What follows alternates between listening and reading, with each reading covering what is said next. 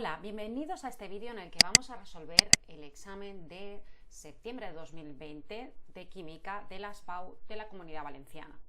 Vamos a resolver la parte de cuestiones. Cuestión 1. Estructura atómica y propiedades periódicas. Considere los elementos A, B, C y D, cuyos números atómicos son 8, 12, 17 y 18 respectivamente. Responda a las siguientes cuestiones. La primera cuestión es: escriba la configuración electrónica de cada elemento en su estado fundamental, así como la del ion más estable que en su caso puede formar. Bueno, para ello nos vamos a ayudar de una regla mnemotécnica que es el diagrama de Müller, ¿vale? Con lo cual nos dan los números atómicos y a partir de los números atómicos podemos hacer las configuraciones electrónicas porque los números atómicos nos indican el número de electrones. Vale, vamos al primer elemento, el elemento A. Tiene un número atómico igual a 8, es decir, 8 electrones. Entonces la configuración electrónica sería 1s2, 2s2, 2p4. Simplemente seguimos el diagrama de Müller. Bueno, aquí lo que tenemos que decir es que 2 más 4 hacen 6 más 10. Esto se trataría del grupo 16. También podemos poner 6a, números romanos. ¿De acuerdo? Y luego, pues el periodo sería periodo 2. ¿De acuerdo? Porque es 2s2p. El elemento B tiene una Z igual a 12, un número atómico igual a 12, y la configuración electrónica sería 1s2, 2s2, 2p6, 3s2. A ver, la última capa sería esto, y entonces el grupo químico sería grupo 2 o grupo 2A, números romanos, y el periodo sería periodo 3. Bueno, vamos al elemento C, que tiene una Z de 17, su configuración electrónica sería 1s2, 2s2, 2p6, 3s2, 3p5, y sería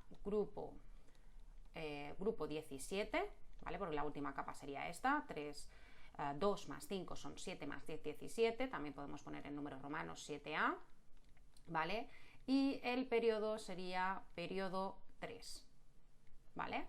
Y el elemento D, que tiene un número atómico de 18, su configuración electrónica sería 1s2, 2s2, 2p6, 3s2, 3p6. Bueno, esto sería el grupo, la última capa, 2 más 6 son 8, esto es un gas noble, grupo 18, ¿vale? Y el periodo sería periodo 3, ¿vale? Entonces nos piden que hagamos cuál es el ion más estable que se puede formar a partir de estas configuraciones electrónicas. Bueno, aquí lo que tenemos que saber es que lo del ion más estable es aquel que va a tener la configuración del gas noble, ¿de acuerdo? Entonces tenemos que ver si es más fácil quitar o poner electrones para acercarnos lo más posible a la configuración del gas noble. Vamos al primer elemento.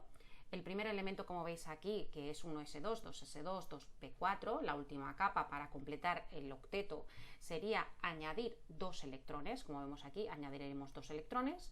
Entonces el ion más estable que se podría formar sería añadiéndole esos 2 electrones para completar, entonces eso sería 2s2, 2p6, entonces el elemento A le añadiremos 2 electrones, entonces el elemento A será un anión, ¿vale? A menos 2, porque le hemos añadido 2 electrones. Vamos al elemento B. El elemento B, la última capa acaba en 3s2. Si tuviéramos que completar la capa entera sería 3s2, 3p6, es decir, aquí tendríamos que añadir 6 electrones. Bueno, es más fácil, para aproximarse al octeto de una manera más sencilla, sería quitar 2 electrones, no sumar 6. Por lo tanto, aquí le vamos a restar 2 electrones. Entonces, el elemento es un catión, ¿vale? B más 2. El siguiente elemento, que tiene una Z17, es 1s2, 2s2, 2p6, 3s2, 3p5, es el grupo 17. Aquí, para completar el octeto, sería más plausible introducir un electrón que quitar 7, ¿vale? Por lo tanto, para aproximarse más a la configuración electrónica del gas noble es más sencillo ponerle un electrón, y entonces este elemento sería un anión C-1, ¿de acuerdo? Porque le hemos añadido un electrón. Y el elemento D es un gas noble, ¿de acuerdo? Entonces no va a formar iones estables porque es un gas noble, no podemos quitar ni poner, no van a formarse ni cationes ni aniones, ¿de acuerdo? Muy bien, ya tenemos el apartado A, vamos al apartado B. Vamos a borrar la pizarra y vamos al apartado B. El apartado B nos dice lo siguiente: compare el radio de los iones formados por A y B, indicando cuál de ellos es mayor y que justifiquemos la respuesta.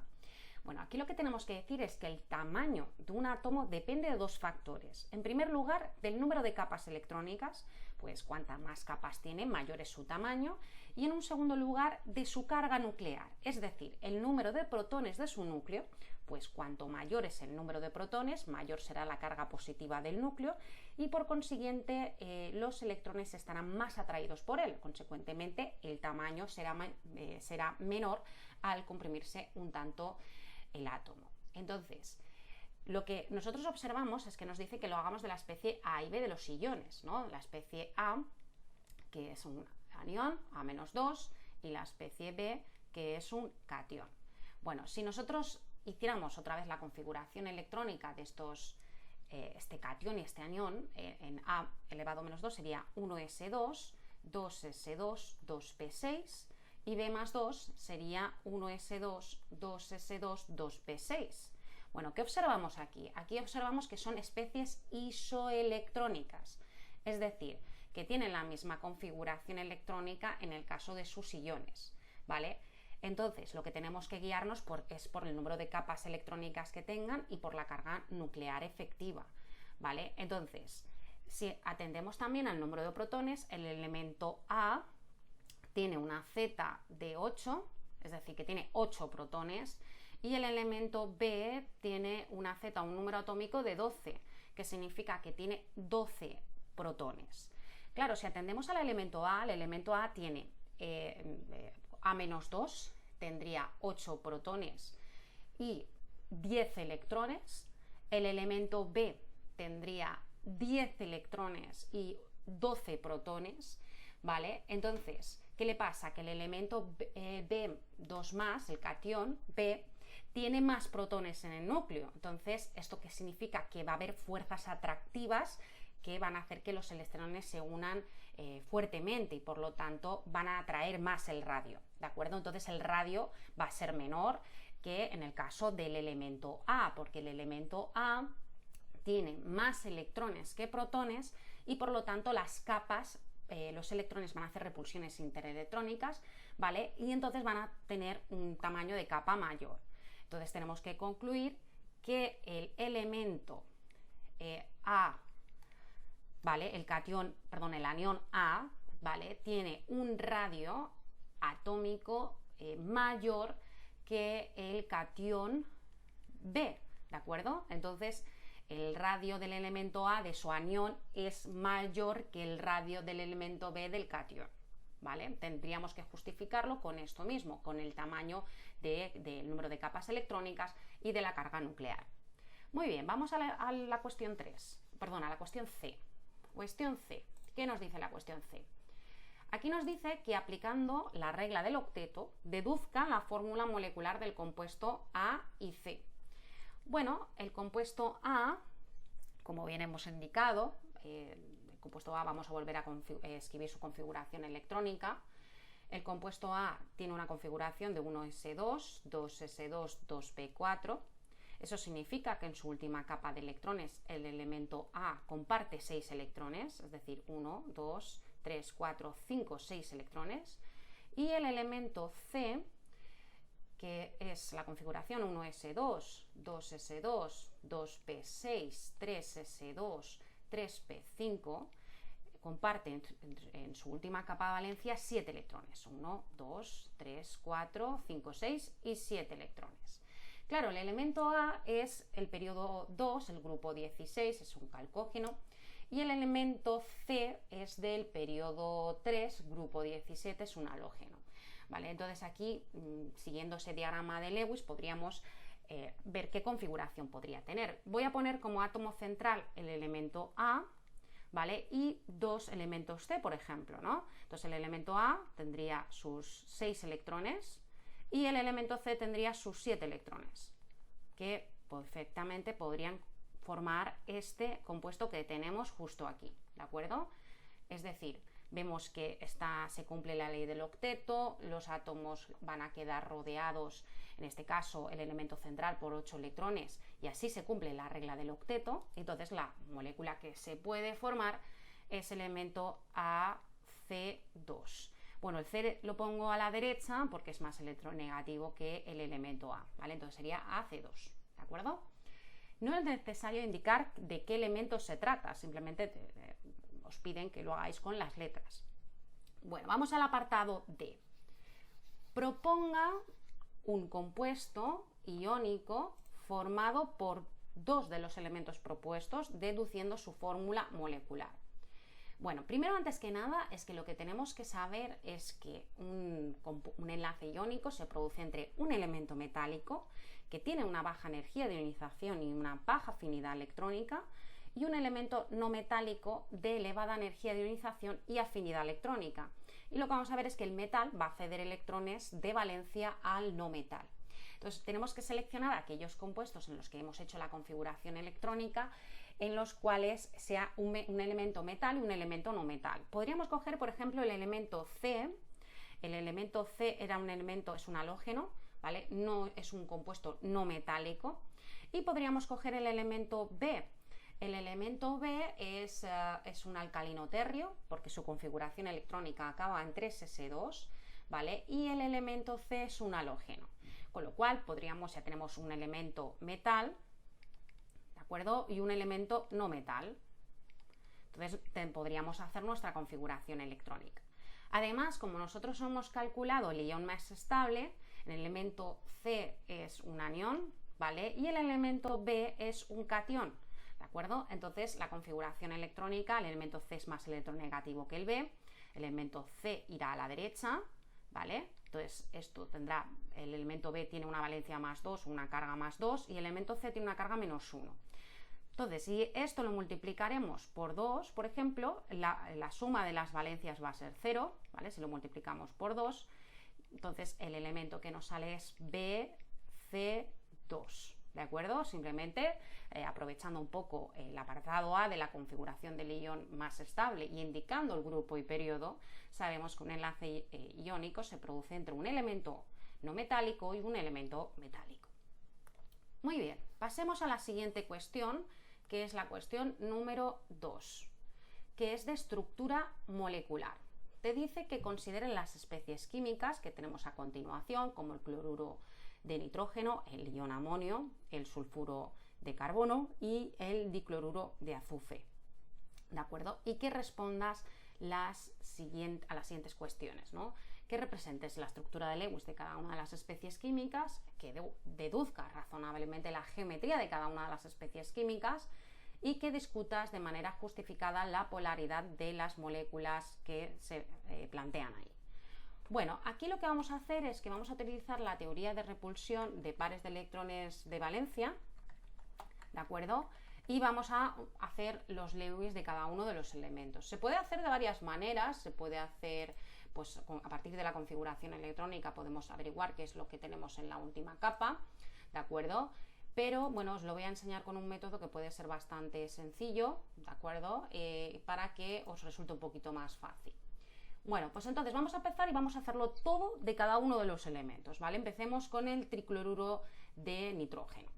Bueno, entonces aquí vamos a utilizar Lewis y la teoría de repulsión de pares de electrones de valencia, o de la capa de valencia también se le llama, ¿vale? Y nada, pues simplemente primero vamos a hacer las configuraciones de cada elemento. Primero vamos a hacer la configuración electrónica del nitrógeno, nos interesa la última capa, y tenemos 3 cloros, entonces lo voy a indicar así, que tengo 3 cloros, ¿de acuerdo? Entonces la configuración voy a poner aquí configuración electrónica, ¿de acuerdo? Y entonces aquí tenemos que el nitrógeno tiene un número atómico, nos lo dicen aquí, de 7, por lo tanto la configuración es 1s2, 2s2, 2p3, ¿de acuerdo? El número de electrones de la capa de valencia, en este caso en la última capa, sería 5 electrones, y el número de electrones para completar el octeto serían 8. En cuanto al cloro, la configuración electrónica, tenemos una Z de 17, por lo tanto la configuración es 1s2, 2s2, 2p6, 3s2, 3p5. Hay 7 electrones en la última capa de valencia, ¿vale? Y para completar el octeto, pues hay 8, ¿no? Es decir, hay 8 electrones. Como hay 3 cloros, pues completo aquí 7, 7, 8 y 8. Y entonces hago las respectivas sumas. Voy a sumar, por ejemplo, cuánto es el número de electrones que tengo de octeto, que sería 8 por 4, sería 32, ¿de acuerdo? Y aquí tendríamos que el número de electrones de valencia sería 5 más 7 más 7 más 7, sería 26. Bueno, el número de electrones compartidos sería igual al número de electrones de octeto menos el número de electrones de valencia. ¿De acuerdo? Entonces esto sería 32 menos 26. Entonces 32 menos 26 nos daría que estos son 6 electrones. 6 electrones que lo divido entre 2, me sale que tengo 3 pares enlazantes. ¿De acuerdo? Ahora haré el número de electrones solitarios. El número de electrones solitarios son el número de electrones de valencia menos el número de electrones compartidos. Bueno, de valencia tengo 26, compartidos tengo 6, entonces 26 menos 6 son 20. 20 lo divido entre 2, me sale que tengo 10 pares solitarios. Entonces aquí, utilizando la teoría de repulsión de pares de electrones de valencia, veo que el átomo central le acompañan 3 elementos y el átomo central tiene un par solitario. Por lo tanto, aquí vemos que es una geometría bastante clara, es una geometría de pirámide trigonal. Vamos a ver el elemento. Bueno, aquí hay un par de electrones solitarios. Bueno, vamos a hacer el Lewis. El nitrógeno tiene 5 electrones en la capa de valencia, ¿vale? Entonces hay 3 pares enlazantes, un par solitario aquí, y luego aquí tendríamos el cloro, 1, 2, 3, 4, 5, 6, 7, 8, 9, 10 pares solitarios. Entonces la geometría sería que el átomo central le acompañan 3 elementos y el átomo central tiene un par solitario. Entonces cuando pasa esto significa que es una geometría de pirámide trigonal. ¿De acuerdo? Entonces nos piden solo indicar la geometría, es decir, no hace falta que lo dibujéis, pero bueno, podemos hacer el dibujo de la teoría de repulsión de pares de electrones de valencia de esta pirámide trigonal. Aquí tendríamos el elemento que es el nitrógeno, tendríamos los pares no enlazantes aquí, ¿vale? Podemos dibujar en el plano del papel, esto tendríamos aquí el cloro y luego pues tendríamos esto aquí para representar el delante y el detrás del elemento. Entonces vemos aquí también del plano del papel, Entonces tenemos aquí la geometría de pirámide trigonal y esto es menor que 109 grados, ¿de acuerdo? También nos pide que no solo que indiquemos la geometría, nos piden la polaridad. En este caso de esta molécula no nos piden la polaridad, pero tendríamos que decir que esta molécula, al tener ese tipo de geometría, pues se trataría pues de una molécula, al tener también un par no enlazante, sería una molécula polar, pero no nos piden la polaridad de esta molécula, simplemente su geometría y su Lewis. Muy bien, vamos al siguiente compuesto, que es el amonio. Vamos a hacer su Lewis. Esto tampoco nos van a pedir la polaridad del amonio porque todos los cationes son polares, ¿vale? Entonces vamos a hacer simplemente el Lewis, ¿vale? Entonces aquí primero empezaríamos con el nitrógeno, tenemos un nitrógeno, hidrógenos hay 4, ¿vale? Porque es el ion amonio, ¿vale? Vamos a hacer el Lewis del amonio. Vale, entonces la configuración del nitrógeno es 1s2, 2s2, 2p3, el número de electrones de valencia y el número de electrones de octeto, en este caso serían, la última capa serían 5, aquí el octeto es 8, y el hidrógeno, la configuración es 1s1, el número de electrones de valencia sería 1, aquí el hidrógeno no cumple el octeto, sería un doblete, 2, ¿vale? Entonces aquí pondríamos un 1, un 1, un 1 y 2, 2 y 2. Sumamos los electrones, vamos a sumar el número de electrones de octeto, que sería 8 más 2 más 2 más 2 más 2, es decir, 4 doses más 8, que esto nos va a dar 16.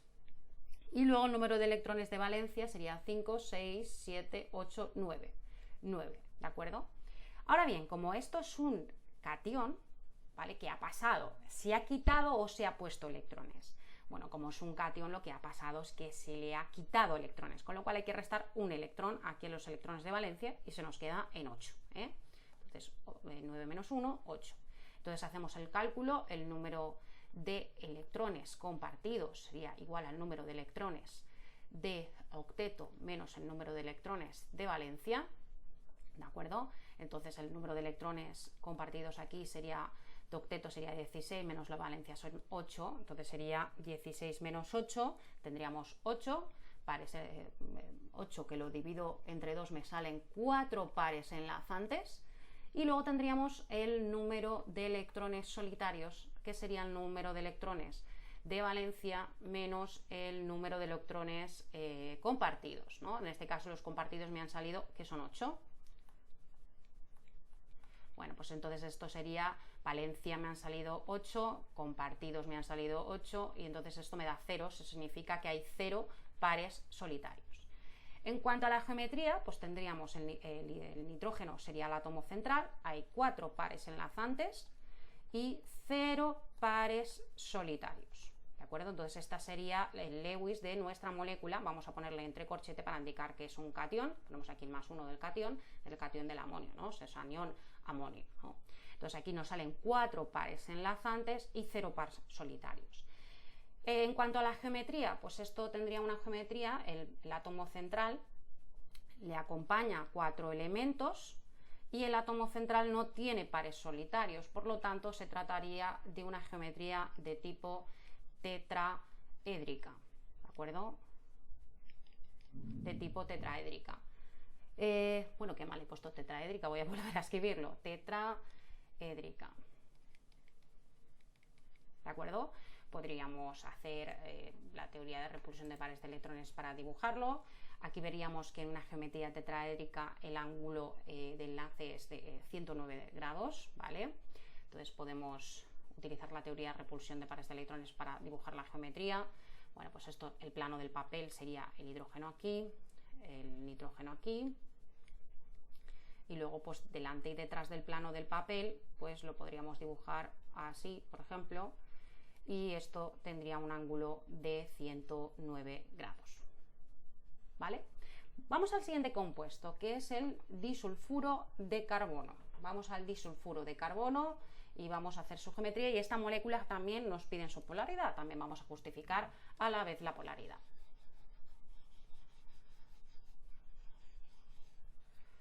Muy bien, a ver, vamos a ver.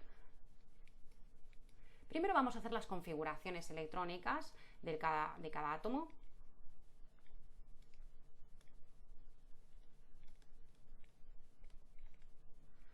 Configuración electrónica en el caso del carbono, y tenemos 2 de azufre. El carbono sería 1s2, 2s2, 2p2.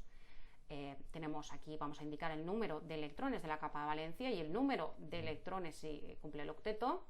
Bueno, aquí sería la última capa serían 4 electrones y en octeto sería 8. Luego la configuración electrónica del azufre sería 1s2, 2s2, 2p6, 3s2, 3p4, ¿de acuerdo? En la última capa vemos que hay 6 electrones de valencia y para completar el octeto pues se completarían 8. Lo mismo pasa aquí, como tenemos 2 de azufre, 6 y 8. Entonces aquí lo que vamos a proceder es a sumar el número de electrones de octeto, que sería en este caso 24, y el número de electrones de valencia, que sería pues 16. Bueno, entonces el número de electrones compartidos sería igual al número de octeto menos el número de electrones de valencia, que serían 24 menos 16. Entonces tendríamos que 24 menos 16 nos saldría 8. Esto sería que 8 lo dividimos entre 2, nos van a salir 4 pares enlazantes. Muy bien. Y el número de electrones solitarios sería el número de electrones de valencia menos los compartidos. Valencia son 16, compartidos son 8, nos salen 8. Entonces 8 lo dividimos entre 2, nos sale 4 pares solitarios, ¿vale? Entonces tenemos 4 pares solitarios y 2 pares enlazantes. Obviamente el carbono es el átomo central. tenemos aquí el azufre y el azufre, y nos salen 4 pares enlazantes que van a estar situados aquí, ¿vale? Y 4 pares solitarios que obviamente estarán en el azufre. Entonces 1, 2, 3, 4, porque el azufre en su última capa pues comparte hasta un total de un total de 6 electrones de valencia, ¿vale? Entonces esta sería la estructura definitiva. Bueno, en cuanto a la geometría, pues esto sería el átomo central, le acompañan 2 elementos y el átomo central tiene 0 pares solitarios. Entonces, según la teoría de repulsión de pares de electrones de valencia, este tipo de geometría sería una geometría de tipo lineal. De hecho, tendríamos lineal en torno a 180 grados, el ángulo sería el ángulo de enlace. También nos pide, este ejercicio nos pide que comentemos la polaridad de las dos moléculas, ¿vale? Bueno, aquí vemos que si atendemos a la electronegatividad y a la carga, vemos que el momento dipolar, aquí tenemos un vector, aquí en otra dirección contraria tenemos el otro vector, vemos que se anulan y eso significa que el momento dipolar el total, ¿vale? Va a ser igual a 0. Y entonces eso significa que se trata de una molécula apolar, ¿vale? Es verdad que las electronegatividades que tiene el carbono y tiene el azufre son muy parecidas. De hecho, al ser tan parecidas, eso hace que también la molécula sea una molécula polar, ¿vale? Pero básicamente porque el momento dipolar total va a ser 0, porque los vectores vemos aquí que se anulan, porque además es cierto que el azufre tiene un poquito más de electronegatividad que el carbono, pero es cierto que tienen electronegatividades muy similares. Muy bien, vamos al siguiente compuesto, que es el dicloruro de azufre. Vamos a hacer el mismo procedimiento. Este también nos piden su polaridad, aparte de su geometría y su Lewis. Muy bien, entonces vamos a ver, tenemos aquí 2 de cloro y 2 de azufre, 2 de cloro y 1 de azufre. Vamos a hacer su Lewis.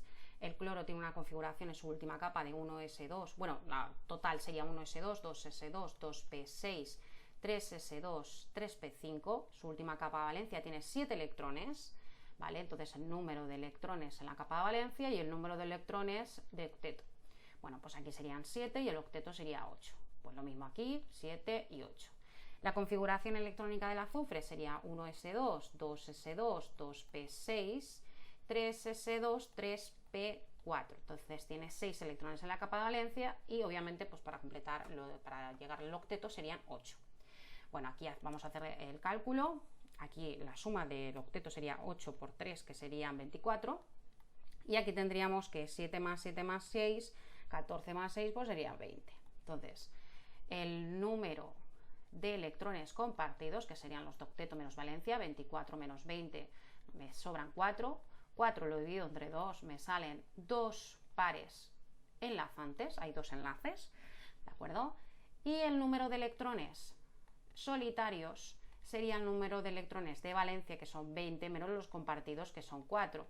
Entonces aquí me sale que 20 menos 4 son 16, y si 16 electrones lo divido entre 2, me sale 8 pares solitarios. Entonces hay 8 pares solitarios y 2 pares enlazantes. Entonces el azufre lo tenemos aquí, tenemos un par enlazante, el azufre es el átomo central, porque tiene una, se trataría por su configuración electrónica, el halcógeno haría que fuera la molécula central, y luego tendremos cloro. Entonces ya tenemos 2 pares enlazantes y nos faltan los 8 pares solitarios, que básicamente estarán en el cloro y los que sobran del azufre. Entonces 1, 2, 3, 4, 5, 6, 7 y 8.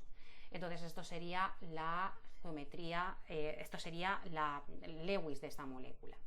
La molécula sería también, en cuanto a la teoría de repulsión de pares de electrones y su geometría, sería que el átomo central le acompañan 2 elementos y el átomo central tiene 2 pares solitarios. Eso significa que presenta una geometría de tipo angular, ¿de acuerdo? Es una geometría de tipo angular.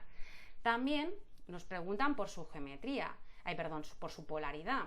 Aquí veo que al tener pares no enlazantes, el momento dipolar total va a ser distinto de 0. Entonces se va a tratar de una molécula que es de tipo polar.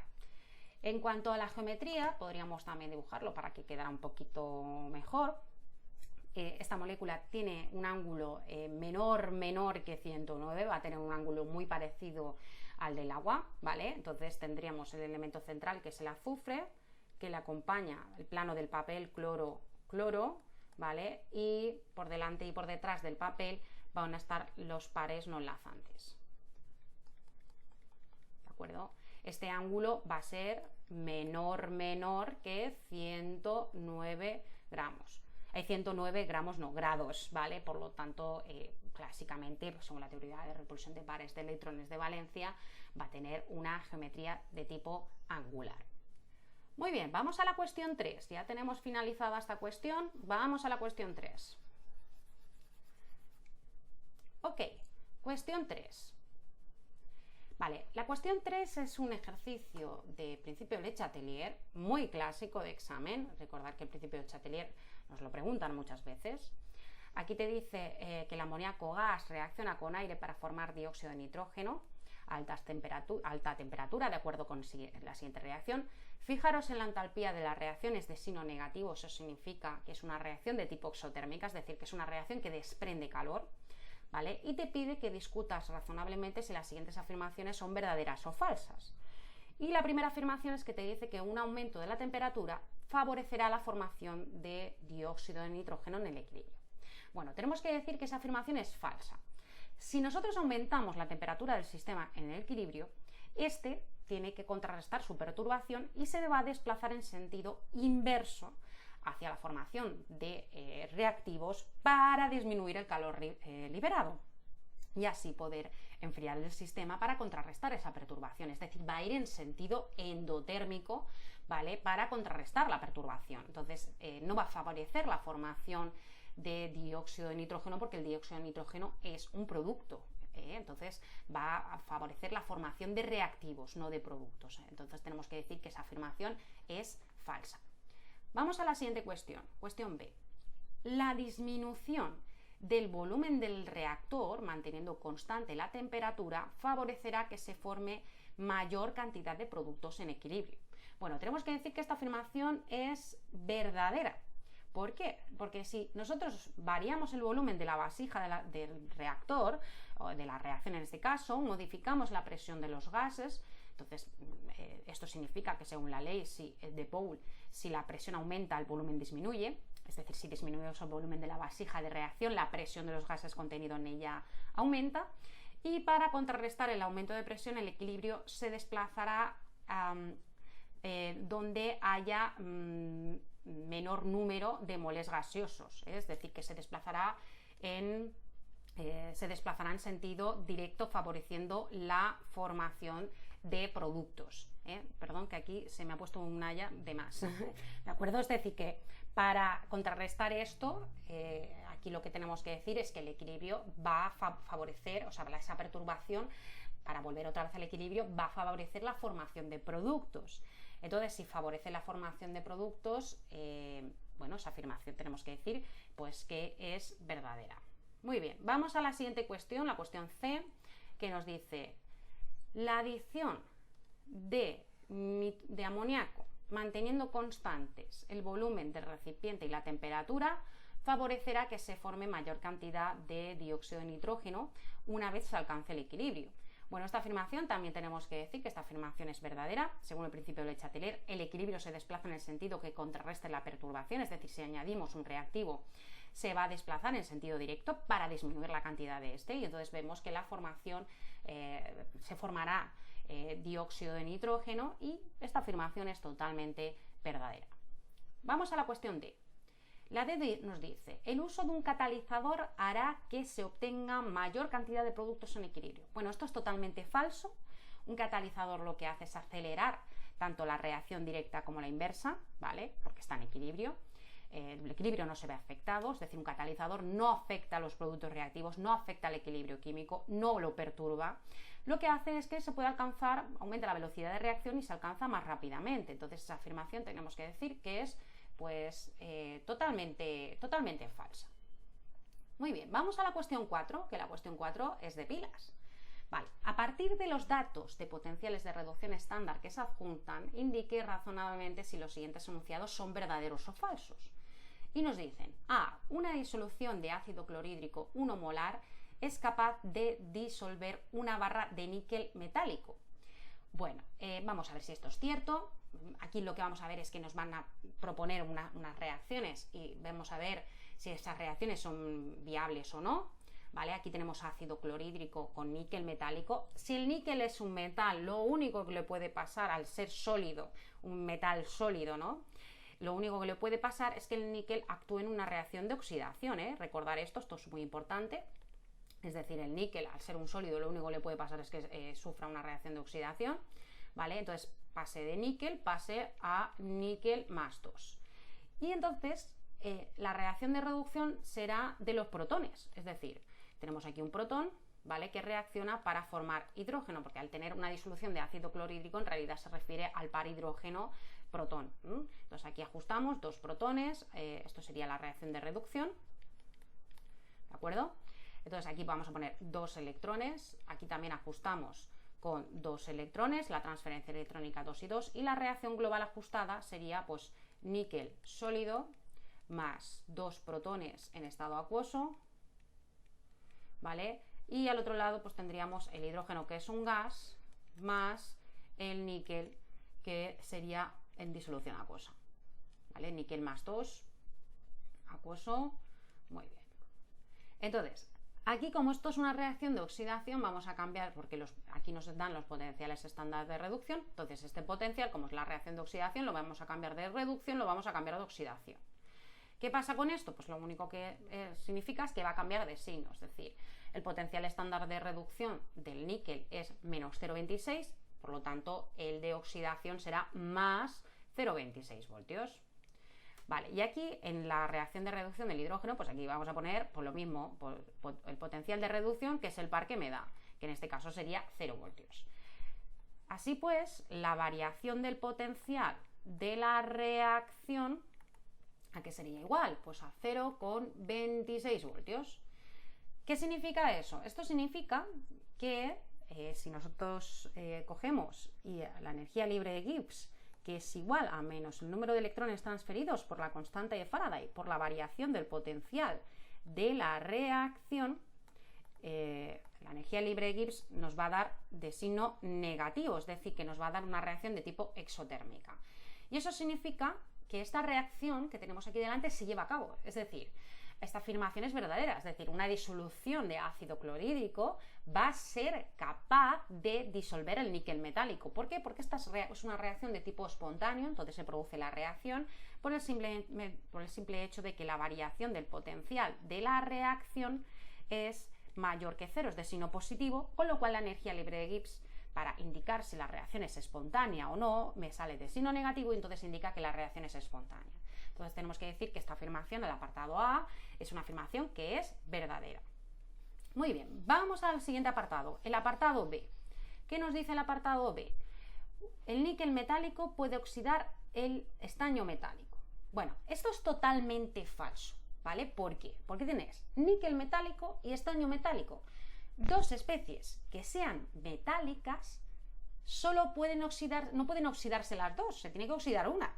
Entonces, esta reacción es imposible, porque una especie no puede oxidarse si la otra no se reduce. Entonces, al ser dos elementos metálicos, no pueden las dos oxidarse, con lo cual esa afirmación es totalmente, tenemos que decir que es totalmente falsa, Esto totalmente falsa. Vamos al apartado C. ¿Se puede obtener plata metálica sumergiendo un hilo de cobre en una disolución de nitrato de plata 1 molar? Pues vamos a ver, vamos a comprobar si efectivamente esto puede ser posible. A ver, si el cobre es un sólido, el cobre va a sufrir la reacción de oxidación, porque el cobre sólido, el hilo de cobre, está en la disolución de nitrato de plata. Entonces el cobre sólido solo puede sufrir una reacción de oxidación, porque es el sólido, ¿no? Entonces del cobre pasa a cobre más 2. Ayudaros de los pares de reducción, que os echan una mano muy interesante porque os escriben los pares de los pares de reducción. Luego la reacción de reducción, por supuesto, será la del ion plata. Es decir, entonces tenemos el ion plata, que está en disolución acuosa, ¿vale? Que pasa a plata sólida. Entonces, si pasa a plata sólida es cuando nosotros tenemos esa plata sólida, es la disolución que nos están pidiendo que si sale o no.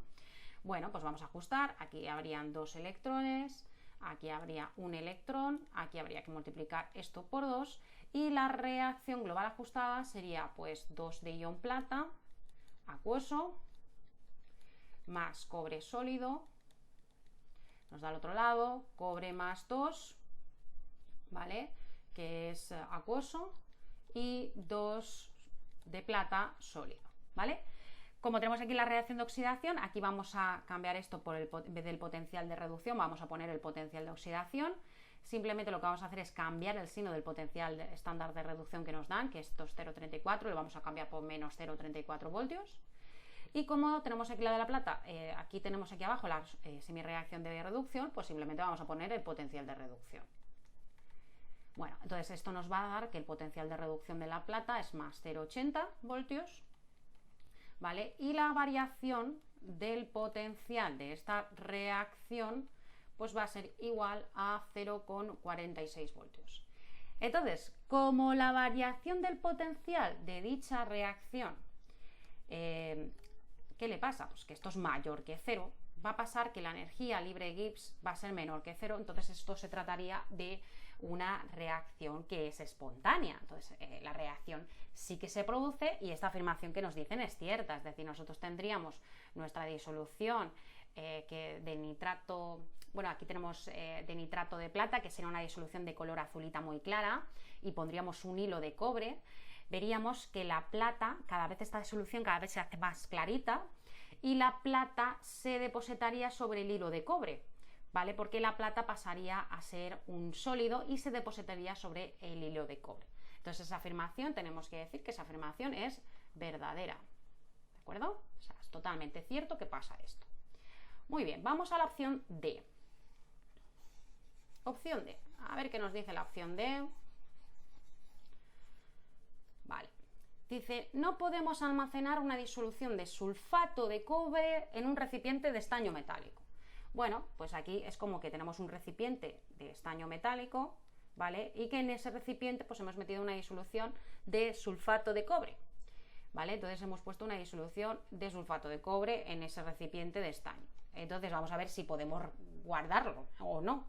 Vale, entonces el estaño es un sólido, entonces el estaño va a sufrir la reacción de oxidación, acordaros. Bueno, porque es un sólido, entonces el estaño va a pasar a estaño más 2, ¿vale? En la reacción de oxidación. Y la reacción de reducción es el ion cobre, porque está en disolución de sulfato de cobre, cobre más 2, no lo dice el enunciado. Entonces la disolución de cobre va a pasar a cobre sólido. Entonces, aquí tenemos que estaño y cobre más 2, pues aquí tenemos cobre más 2, bueno, perdón, la transferencia electrónica, 2 electrones, bueno, se va a quedar igual, la reacción global será cobre acuoso más estaño sólido, que nos da estaño más 2 acuoso y cobre sólido. Bueno, entonces aquí vamos a poner el potencial de oxidación. Recordad, voy a cambiarle de signo, me dan los de reducción, entonces voy a poner el de oxidación del estaño, que simplemente lo cambiaremos de signo, más 0,14 voltios. Y el potencial de reducción de esta semirreacción de reducción, que es en el caso del par del cobre, que sería más 0,34 voltios. Entonces hago la suma y la variación del potencial de dicha reacción es igual a 0,48 voltios. Entonces, como la variación del potencial de dicha reacción es igual a un signo positivo, ¿vale? Entonces aquí lo que tendremos que decir es que dicha variación del potencial de reacción es mayor que 0, entonces la energía libre Gibbs es menor que 0 y eso significa que es una reacción espontánea, es decir, que esa reacción, como bien nos indican, esa reacción se va a llevar a cabo. ¿Qué va a pasar? Pues que el estaño, al ser un sólido, se va a disolver, ¿vale? Se va a disolver, entonces el recipiente de estaño seguramente se rompa o se consume, se disuelve, entonces no podemos almacenar la disolución de sulfato de cobre porque saldría por el propio recipiente, porque el recipiente de estaño se va a disolver. Entonces esa afirmación es una afirmación que es verdadera. ¿De acuerdo? Entonces esto es cierto que pasa esto. No podemos almacenar una disolución de sulfato de cobre de 1 molar en un recipiente de estaño metálico. Muy bien, vamos a la siguiente cuestión. Cuestión 5. Creo recordar que la cuestión 5 era de cinética. Vamos a la cuestión de cinética. Vale, la descomposición del pentaóxido de nitrógeno que tenéis ahí sigue la siguiente ecuación de velocidad. ¿Vale? Nos dicen que la velocidad es igual a la constante de velocidad por la concentración de pentaóxido de nitrógeno. Y que respondamos las siguientes cuestiones. Te dice que compares la velocidad de aparición del dióxido de nitrógeno con la aparición de oxígeno. ¿Vale? Bueno, aquí simplemente escribiendo la velocidad, pues aquí vemos que la velocidad de descomposición del pentaóxido de nitrógeno, al ser un reactivo, ponemos aquí un signo negativo y 1 partido, el coeficiente estequiométrico en este caso es un 2, por el diferencial de la concentración del pentaóxido de nitrógeno, partido por el diferencial del tiempo. Y esto es igual, en el caso del dióxido de nitrógeno, sería un signo positivo porque es un producto, 1 partido 4 el coeficiente estequiométrico, por el diferencial de la concentración de dióxido de nitrógeno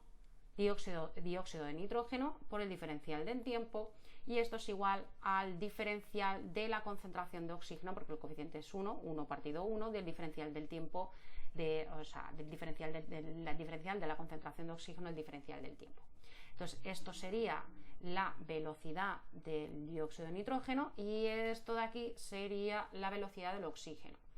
Entonces aquí deducimos que 1/4 de la velocidad de NO2, de dióxido de nitrógeno, es igual a la velocidad de oxígeno. O lo que es lo mismo, la velocidad de dióxido de nitrógeno es igual a, perdón, esto es un 4, no un 2, ¿vale? Que cuesta aquí un 2, no sé por qué cuesta un 2, aquí veo un 4, ¿vale? Un 4 será la velocidad de dióxido de nitrógeno, es igual a 4 veces la del oxígeno, ¿vale?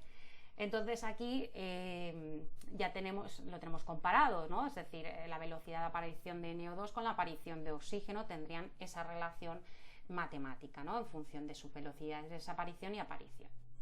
Bueno, vamos al apartado B. El apartado B te dice que indiques el orden de la reacción total y el orden de la reacción con respecto a el NO2. Bueno, pues esto es muy fácil, indicar el orden, porque lo vemos directamente. Tenemos la ley de velocidad, velocidad es igual a la constante por N2O5, ¿vale?